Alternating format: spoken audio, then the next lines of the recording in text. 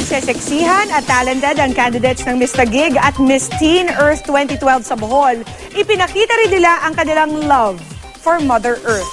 Makichika kay Lars Santiago. Walang gustong magpatalbog sa 27 kandidata ng Mutya ng Taguig nang rumampa sila para sa pre-pageant night na ginanap nitong weekend. Pahusayan sa paglakad, pagalingan sa pagdadala ng damit. Sa swimsuit competition, ipinakita nila ang kanilang angking alindog, suot ang two-piece na magkakapareho ng design.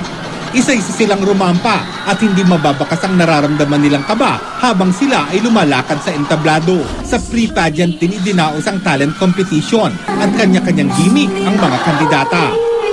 May sumayaw.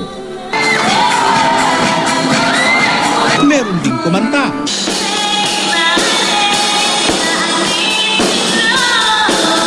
May mga nagdrama.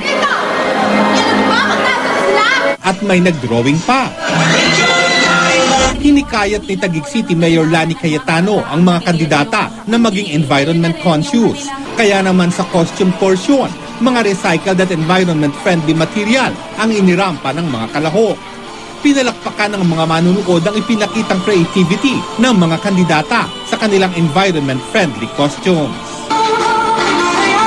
Environmental consciousness din ang tema ng isa pang patimpalak sa Bohol, ang Miss Teen Earth 2012. Nagpatalbugan din sa ganda ang 9 na kandidata, kasabay ng pagdiriwang ng Earth Day kahapon.